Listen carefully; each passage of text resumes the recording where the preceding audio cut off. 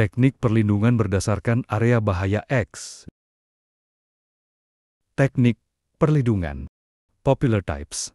XT, flame, explosion proof. XI, intrinsically safe. EXI, increased safety. XIN, no sparking. EXP, pressurization. Not popular types. EXQ, powder-filled exo oil. Immersed EXM encapsulation. EXT, protection by enclosure dust. Tight XH, non-electrical equipment protection. Flame-proof. Enclosure D adalah konstruksi yang tertutup sepenuhnya. Ketika gas atau uap masuk ke dalam penutup dan terjadi ledakan, penutup tersebut menahan tekanan ledakan dan mencegah penyalaan gas atau uap tertentu di sekitar penutup oleh percikan, kilatan, atau ledakan gas atau uap di dalamnya, dan yang beroperasi pada suhu eksternal sedemikian rupa sehingga atmosfer yang mudah terbakar di sekitarnya tidak akan tersulut karenanya. Aplikasi, peralatan sakelar, motor, sistem kontrol mesin. Increase safety, E. Jika konsep keselamatan yang ditingkatkan, langkah-langkah tambahan diterapkan untuk meningkatkan tingkat keamanan. Dengan demikian, mencegah kemungkinan suhu tinggi dan terjadinya percikan atau busur listrik di dalam penutup, atau pada bagian peralatan listrik yang terbuka. Peningkatan keamanan meningkatkan kinerja isolasi, aplikasi, kotak sambungan atau kotak terminal, penerangan, alat ukur, transformator, motor sangkar tupai. The E principle. X-certified electrical components with electrical connections that cannot loosen by themselves.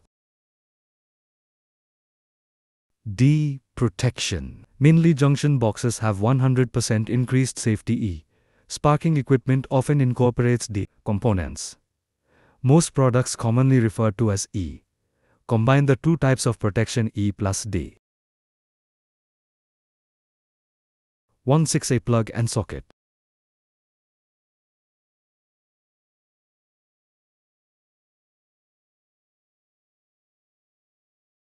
Control stations.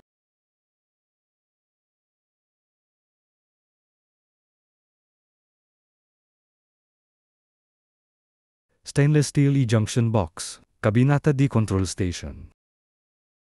Intrinsically safe. E. Sistem atau peralatan kelistrikan dan kabelnya tidak mampu menghasilkan energi listrik atau panas yang cukup dalam kondisi normal atau tidak normal untuk menyebabkan penyalaan campuran bahan mudah terbakar tertentu dalam konsentrasi yang paling mudah terbakar. Pressurization type pane adalah jenis perlindungan yang mencegah masuknya atmosfer sekitar ke dalam penutup peralatan listrik. Di dalam penutup tersebut, gas pelindung pada tekanan yang lebih tinggi daripada atmosfer sekitar. Tekanan berlebih dipertahankan dengan atau tanpa aliran gas pelindung yang terus-menerus. Gas pelindung dapat berupa udara, gas inert, atau gas lain yang sesuai. Pressurization type panjang, aplikasi, mesin besar, panel switching, dan M dan C. Ruang switch dan pusat kontrol, peralatan analisis, dan pemantauan. Solusi aplikasi khusus. No sparking. N. Ini berlaku untuk peralatan listrik yang tidak mampu memicu atmosfer yang berpotensi meledak dalam operasi normal. Ini adalah konstruksi, proteksi ledakan spesial untuk Zone 2 or Division 2.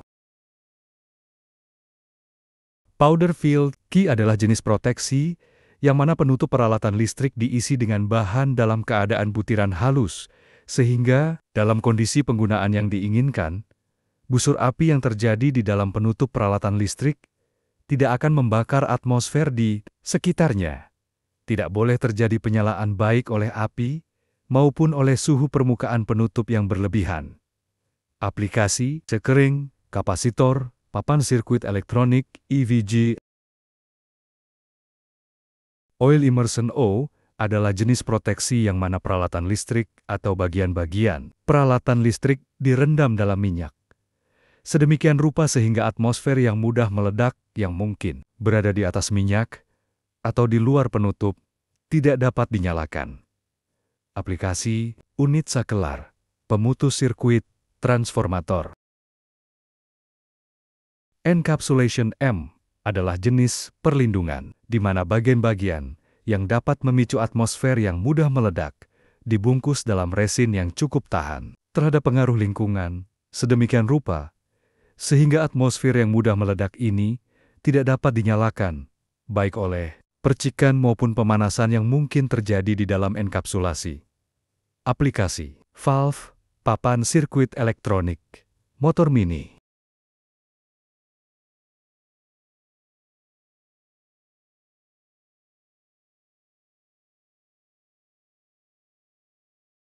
Metode klasifikasi daerah berbahaya. API 500 American Petroleum Institute menggunakan metode division hanya untuk industri perminyakan. Standar Eropa EAC menggunakan metode zoning untuk industri umum. API 505 untuk industri perminyakan menggunakan metode zonasi. North America menggunakan kelas dan pembagian. Kelas 1 untuk gas, kelas 2 untuk debu, dan kelas 3 untuk serat. X marking.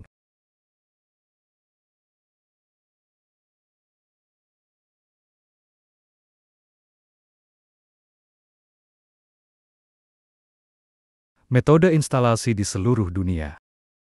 Konduktor yang ditempatkan di dalam saluran berulir kaku, sambungan menggunakan segel, kabel berlapis kawat, kepang, atau pita baja. Koneksi menggunakan cable gland kontinuitas ARC. Kabel tanpa pelindung. Sambungan menggunakan cable gland. Kabel multi-inti, perlindungan terhadap guncangan mekanis. Kabel berpelindung, saluran kabel, tambah klem pemasangan, perlindungan terhadap serangan kimia, sebagian besar kabel industri, cocok, perlindungan terhadap api, minimum, kabel yang tidak menyebarkan api, ideal, kabel yang mampu menahan api. Memilih saluran masuk kabel. Cable gland harus disesuaikan dengan jenis ulir produk tempat. Pemasangannya bersertifikat EXA atau XD memiliki indeks perlindungan yang paling tidak sama dengan produk tempat pemasangannya, disesuaikan dengan diameter dan jenis kabel, kadang-kadang menjepit kabel. Memilih cable glands. Cable gland harus disertifikasi EXA jika lampirannya adalah EXA atau EXA. X jika lampirannya adalah X, IP cable gland, IP produk. Memilih cable glands. Cable gland harus disesuaikan dengan jenis kabel.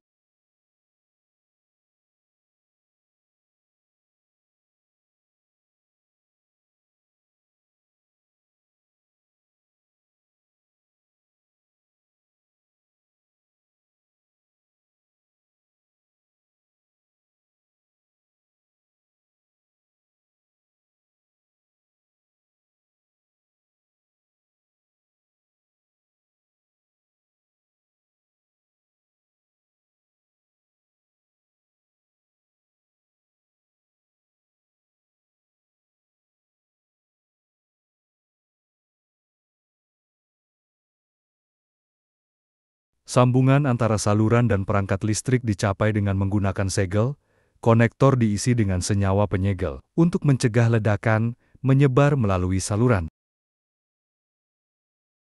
Keuntungan pemasangan dengan gland cable dibandingkan pemasangan conduit.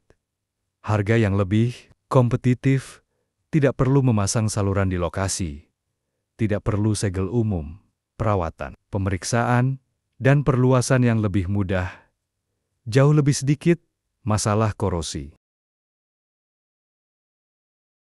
Pemasangan saluran.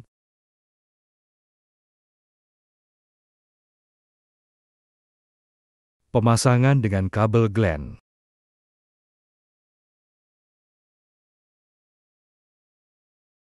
Bagaimana menurutmu?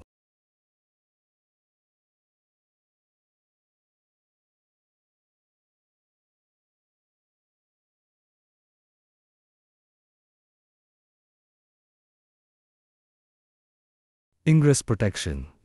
Sistem klasifikasi IP menentukan tingkat perlindungan yang diberikan oleh suatu penutup terhadap benturan serta penetrasi air atau debu. Masuknya, ini memiliki dua angka. Pertama, perlindungan terhadap benda padat. Kedua, perlindungan terhadap air.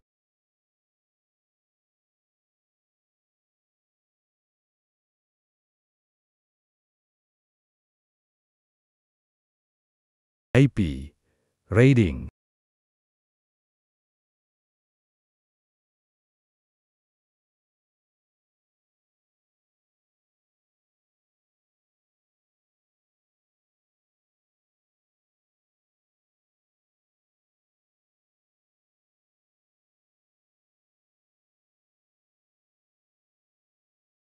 Bagaimana jika area berbahaya salah diklasifikasikan?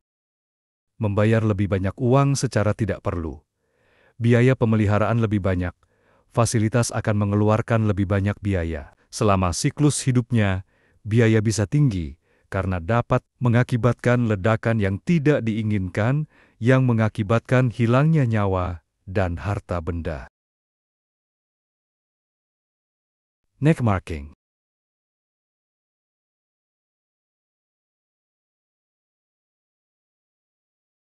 Bagaimana cara melakukan klasifikasi wilayah? Step by step. Step 1. Tentukan standar yang akan diikuti. I, S, NEC, ISTEPI, DOIS, periksa tata letak fasilitas atau pabrik, kuantitas yang ditangani di proses pabrik. Step 3. Apa klasifikasi suhu material dari bahan-bahan ini? Titik nyala, suhu penyalaan otomatis, kepadatan uap atau gas lebih ringan atau lebih berat dari udara. Step by step. Step 4. Membagi pabrik menjadi beberapa unit.